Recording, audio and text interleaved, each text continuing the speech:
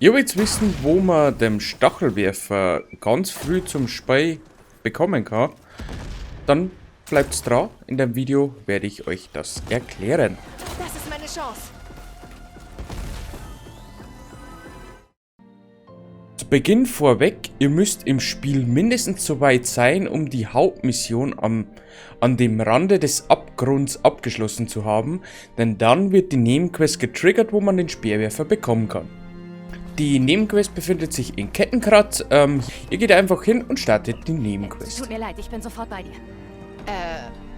Das ist nicht nur eine schlechte Idee, das ist gemeingefährlich. Wie wäre es, wenn du stolze Besitzerin des ersten maschinenverbesserten, explosiven, wirksam maschinenvernichtenden und doch absolut sicheren Speerwerfers wärst? Wenn ich jetzt die Aufgabe angenommen habe, mehr Wumms, dann müsst ihr jetzt 3 Stürmerhörner besorgen und eine Reishornrippe.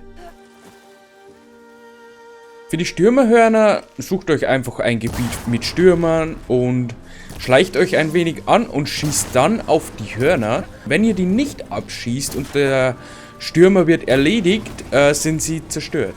Also ihr könnt sie dann nicht einsammeln. Das ist ganz wichtig. Ihr müsst sie vorher abschießen. Habt ihr sie abgeschossen, müsst ihr sie einfach nur noch einsammeln. Dann geht es zur Reishornrippe. Dazu müsst ihr in das Gebiet der Nebenquest gehen, denn nur dort bekommt ihr die Rippe vom Reishorn. Dort angekommen erwarten euch 3 Gegner, 2 Wühler und ein Reishorn. Das Reishorn müsst ihr erledigen, die anderen 2 könnt ihr links liegen lassen. Von dem Reishorn müsst ihr nichts abschießen, ihr müsst es bloß erledigen. Habt ihr das geschafft, zerlegt die Maschine und ihr bekommt die Reishornrippe. Den Blick kenne ich. Du hast alle Teile, nicht wahr? Bitte sehr. Hervorragend. Gib mir nur ein paar Minuten für den Prototyp. Ich nehme die Version, die meine Arme dran lässt. Danke. Boom!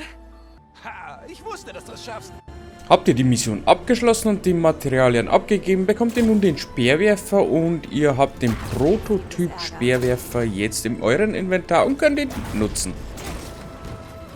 Und damit wünsche ich euch viel Spaß mit dem Speerwerfer. Ich hoffe, euch hat das Video gefallen und wir sehen uns dann hoffentlich zu einem weiteren Video, zu einem weiteren Stream oder wie auch immer. Bis zum nächsten Mal. Tschüssikowski.